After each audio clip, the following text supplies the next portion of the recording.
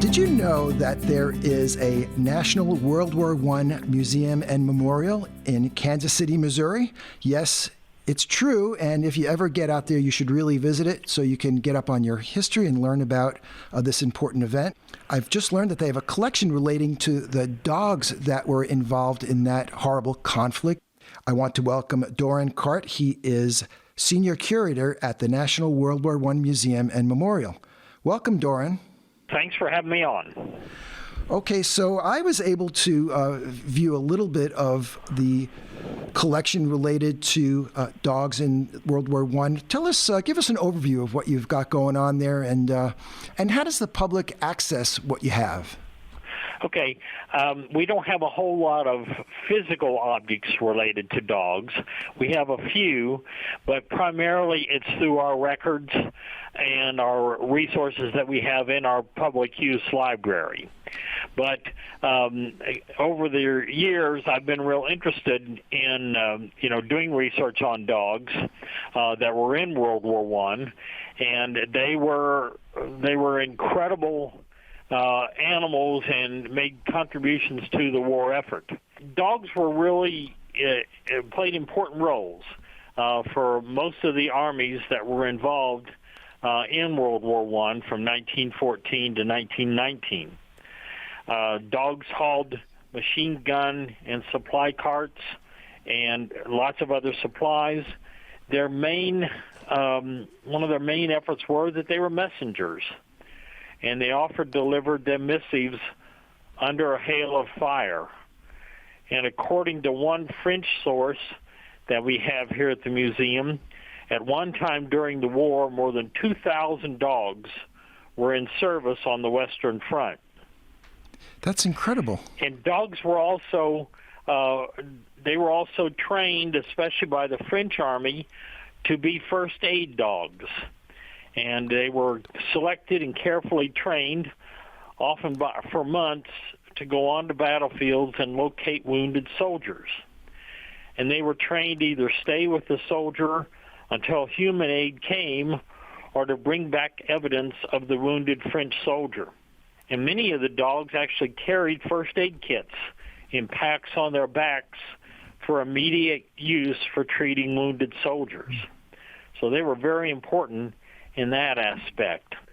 They really served in a lot of those efforts, but many others, one of the ones that we have photographs of in our collection, the French used the small dogs in their trenches for rat catchers. Oh. Because rats were the overwhelming scourge of trench life, and those rat killer dogs proved invaluable. And there's one picture that we have. It shows all these rats lined up on the side of the trench and the rat killer dog sitting on top very proudly looking at all his catches with his French handler. And rats were a scourge because they spread disease. They would eat the soldiers' food, and they would actually, attack soldiers when they were sleeping. And so to have these kind of rat catchers was very important. Really, the most important aspects of dogs in the war is that they were friends. They were mascots, they were companions, and they played an important role in morale building. And they created, what was really important, they created a feeling of home life under war conditions. Probably the most famous dog, and people of my generation certainly heard of, came from a pair of puppies that were rescued by a fellow who was in an Air Force unit, and they were looking at an abandoned German airfield to see if they could use it for their headquarters, and there were two German Shepherd puppies that had been abandoned. And the soldier adopted them, and he named them after these two kind of souvenir French dolls that a lot of the soldiers brought home with them. And the dolls were named Rin Tin Tin and Nanette. And so the soldier named his puppies Rin Tin Tin and Nanette. and he got permission to bring them home. They had to be quarantined, and they had to have their shots and everything before they could put them on the troop ships. So he had the 2 puppies and brought them home, and right before the ship landed in New York, Nanette died of distemper. But the male puppy, Rin Tin Tin, survived. And the owner, the fellow who had saved him from the battlefields, took him home with him to California. And as he grew, he trained and he entertained people in the neighborhood and everything. And a Hollywood director saw this dog and said, "Wonder if he could do tricks in a movie." And so he did, and he became one of the most famous movie stars of the late 1920s and early 30s. And, of course, his name was Rin Tin Tin. You provided a couple of short videos to me, or your team did, and one of them shows the soldiers taking the message out of the capsule around the dog's collar. It's really amazing. Why was this needed? Were there not radios at that time? Give us a little context. There were no wireless radios. Yeah. There were, everything was wired. So telephones were the main means of communication. But in areas where they didn't have the telephone wires strung and they couldn't use other methods of communicating, then they would use the dogs as messengers. And one kind of anecdotal story about dogs as messengers, and one of the main reasons that they were used was they could get low to the ground, and so they were not in sight of the enemy. And the other one, believe it or not, in a horrible war that was going on and the millions of people killed, humans actually found it hard to shoot at dogs. They could shoot at humans, but they found it hard to shoot at the dogs who were on the battlefield, so they kind of had a little shield around them because of the humans' affection for dogs. One of the images your team also forwarded to me was almost like a postcard, and it's got 5 dogs from different countries, and the caption is, "I'm neutral but not afraid of any of them." And they're dressed as if they're from those countries. What does that mean? Why was this produced, and who's it talking to? Well, basically, that postcard, and it's one of my favorites, I know it very well, was done in 1915. And America was still neutral at that time. And the United States did not join as a full fighter in the war until April of 1917.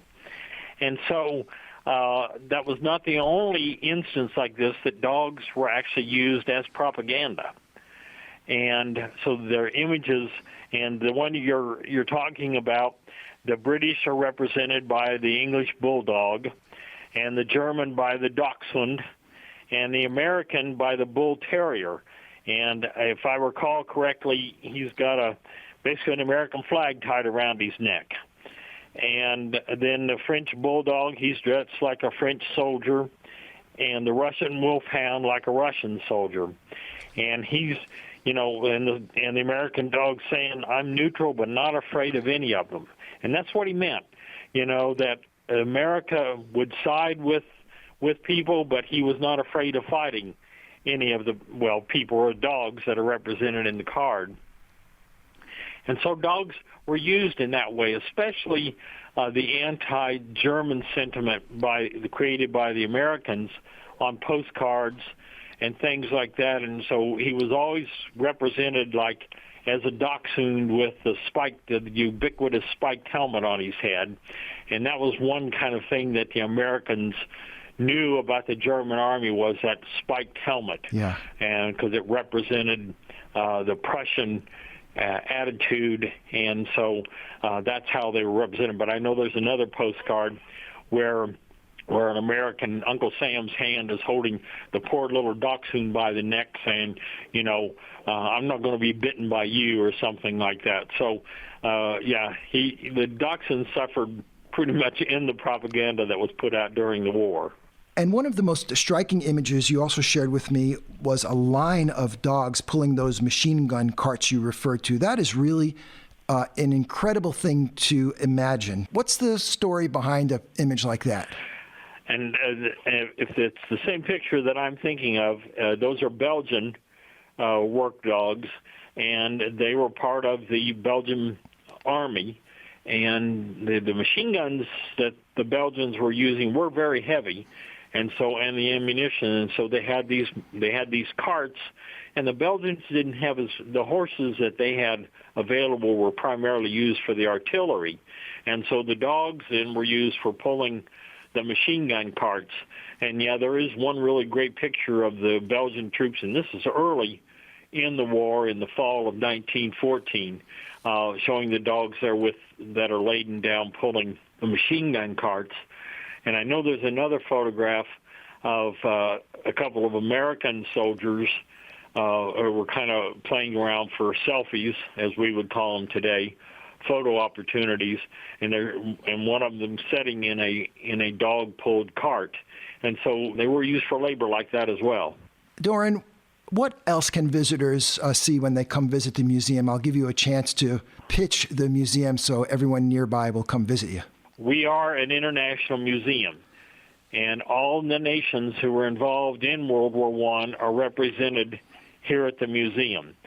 So it starts in our main gallery. It starts in 1914, and it goes around all the way to 1919 at the end of the war with the peace treaty. And, everything from uniforms to cannons to communication devices like we were talking about. So we cover really every aspect of the war, from air warfare to sea, to war at sea, to women. We have a large collection of women's materials. They were very important in the war effort. And it really covers the whole gamut of this cataclysm of the 20th century. And if people want to visit, they can go online to our website, and it's www.theworldwar.org. And we have lots of things on there for people to see, and we also have links to our Facebook and to our Twitter account. Dorin Cart, thank you very much for joining us on Animals Today. Appreciate your letting me come on this morning, Doctor.